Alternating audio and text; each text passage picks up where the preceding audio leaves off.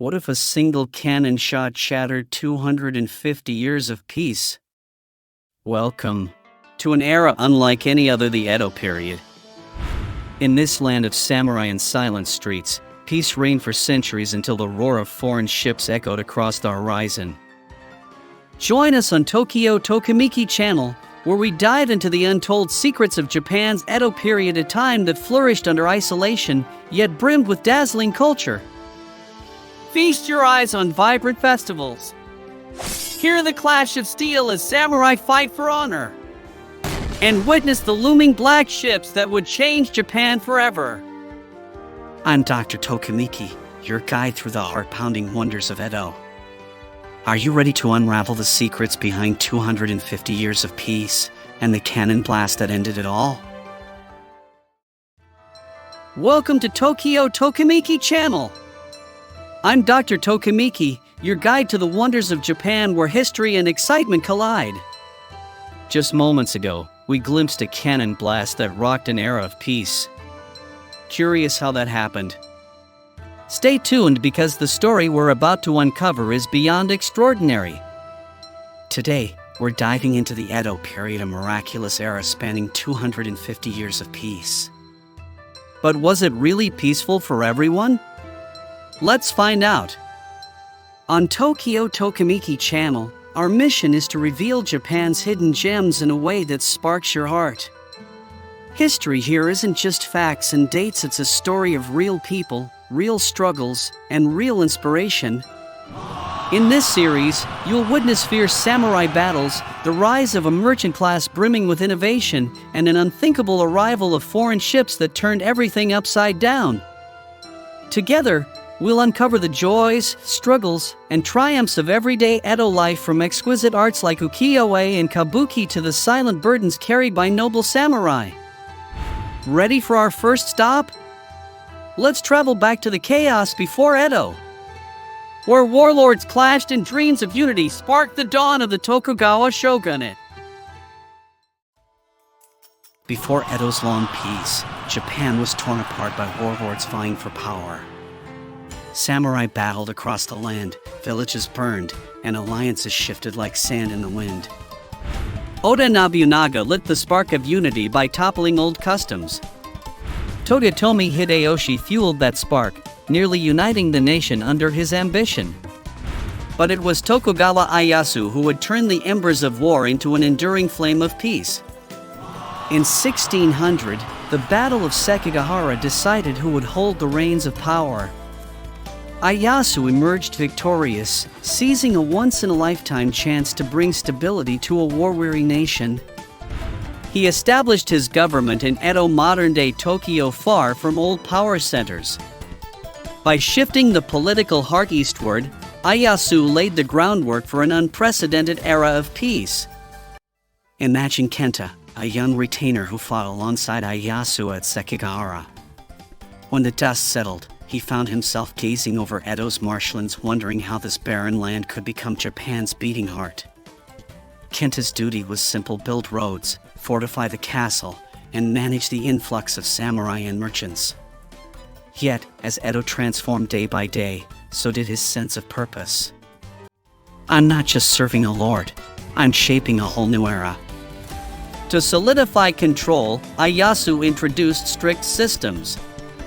One was the Sankin Kotai, requiring regional lords to spend alternating years in Edo, ensuring their loyalty. This policy not only kept potential rebels in check, but also boosted Edo's economy as lords arrived with retinues, goods, and wealth, transforming the city into a bustling metropolis. Edo began to flourish under this new order.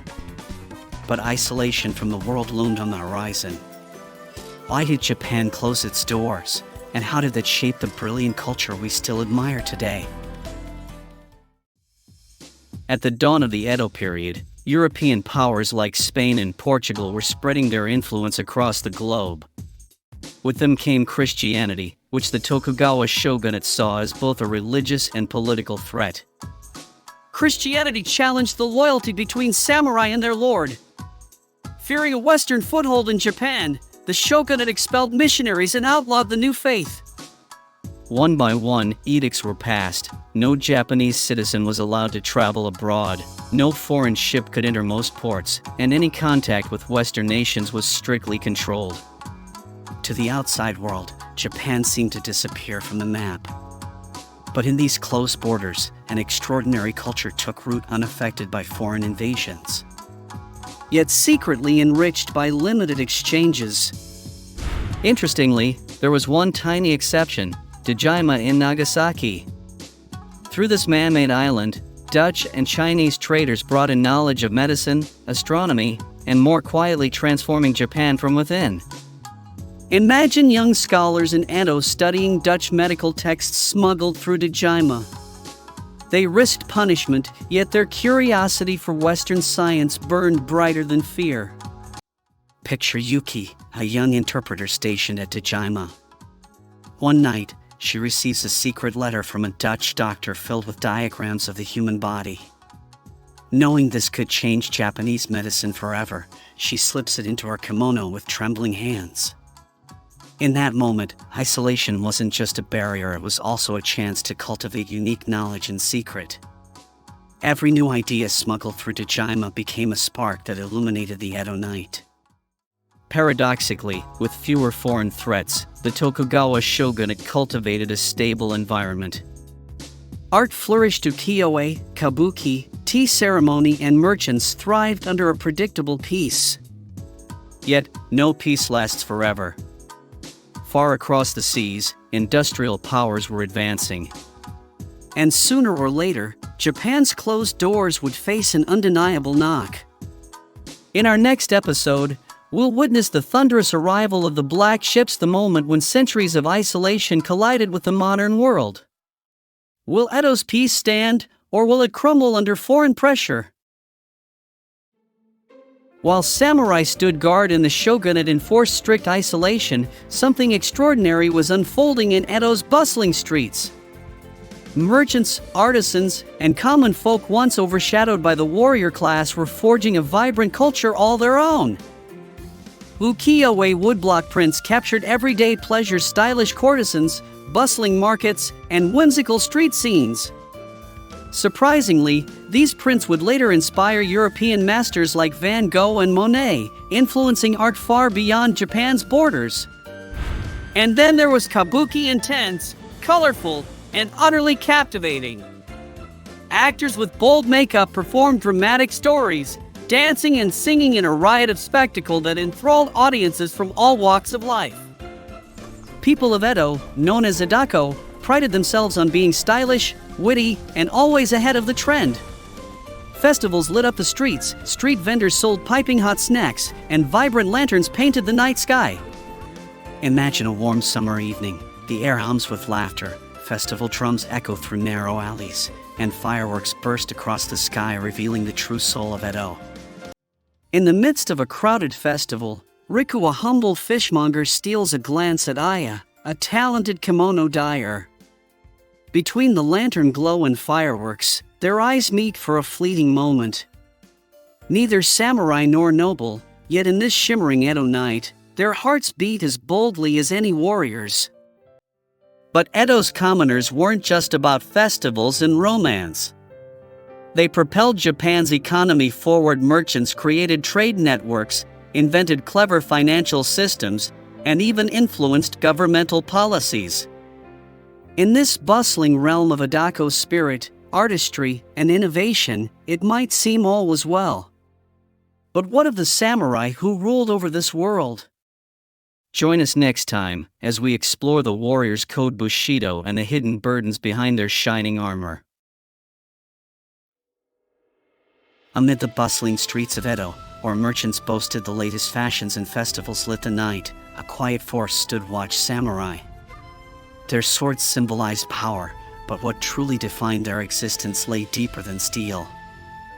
Samurai lived by Bushido, the way of the warrior, which demanded honor, loyalty, and a stoic devotion to duty. The katana was more than a weapon, it was their soul, forged through fire and shaped by unwavering discipline. For samurai, dishonor was worse than death. This belief led to rituals like seppuku, a final act to preserve one's honor, even at the cost of life. Yet behind the polished armor and disciplined facade, many samurai struggled.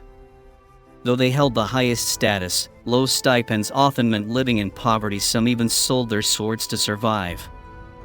Honor demanded loyalty, even if a daimyo was corrupt or financially insolvent. For a samurai bound by duty, duty itself could feel like a chain, tightening with every debt and broken promise. Imagine Toshiro, a low-ranking samurai whose lord imposed heavy taxes on starving peasants.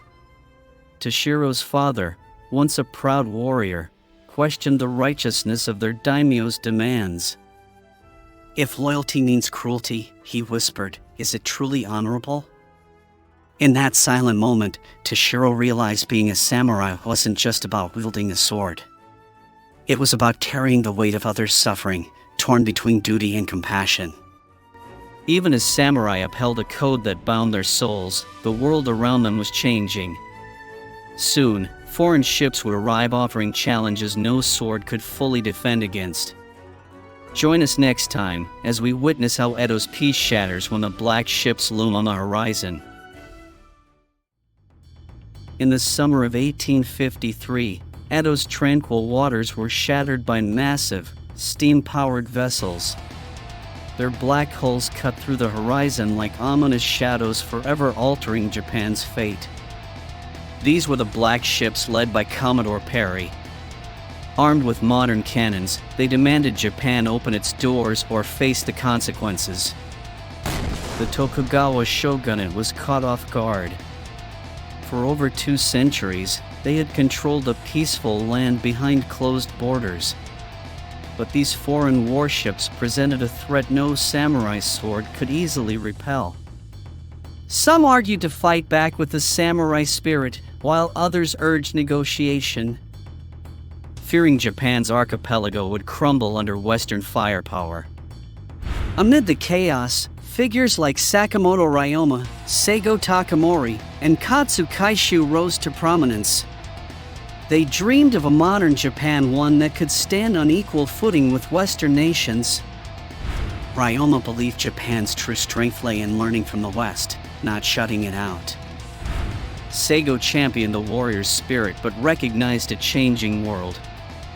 And Katsu Kaishu negotiated fiercely to avoid senseless bloodshed, each forging their own path to save Japan. Take Haru, a low-ranking samurai who once guarded Edo's gates. When he witnesses the black ships up close, terror and awe grip his heart. He questions whether centuries of tradition can stand against the thunder of foreign cannons. Haunted by doubt, Haru confides in a young scholar who secretly studies Western books. Together, they realize that clinging to isolation might spell doom for Japan, and set off on a journey to advocate for open dialogue with the outside world. With foreign treaties forcibly signed, Edo's era of calm rapidly unraveled. Ports opened to trade, but resentment flared, sparking movements to expel the barbarians and uphold imperial authority. Japan stood at a crossroads: retain the old ways or leap into the modern age. The clash of ideals would soon spark a revolution, forever changing the land of the rising sun. Next time, we'll witness the Meiji Restoration, a whirlwind of change that tore down centuries of tradition. Join us as we follow the daring samurai, merchants, and visionaries who dared to build a new Japan, and discover how Edo's curtain finally fell to reveal the dawn of a modern era. As the black ships stirred chaos in Edo, the Tokugawa shogunate began to crumble under the weight of new demands. Samurai loyal to the old ways clashed with those who saw foreign knowledge as Japan's salvation. Across the land, voices cried for Sano joy, revere the emperor, expel the foreigners. Feudal lords like the Chashu and Satsuma domains united, determined to overthrow a weakened shogunate. For centuries, the shogunate had ruled unchallenged. Now, in a twist of fate, those sworn to feudal loyalty dared to defy the very system they once served. The Tokugawa shogunate tried to modernize its military, hiring foreign experts and acquiring Western weapons. But each attempt seemed too little, too late, like patching a dam already cracking under immense pressure. Battles like the Boshin War erupted, pitting old samurai loyal to Tokugawa against reformist domains. Cities once peaceful were scarred by cannon fire, and Japan's future teetered on a knife's edge. Imagine Aiko, daughter of a loyal Tokugawa retainer.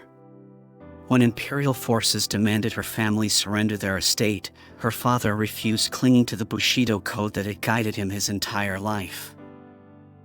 Aiko pleaded, "Father, we must change or be swept away." But he simply answered, "Honor binds me. If the Tokugawa fall, I fall with them." In tears, Aiko realized loyalty could break hearts as surely as any sword. Ultimately, the shogunate collapsed. The emperor was restored to power, marking the dawn of the Meiji era. A wave of reforms that would catapult Japan onto the global stage. In our next episode, witness how this new era Meiji forever changed Japan's social fabric, modernizing its military, industry, and education at lightning speed. Join us as we uncover the birth pains of a nation racing toward the future.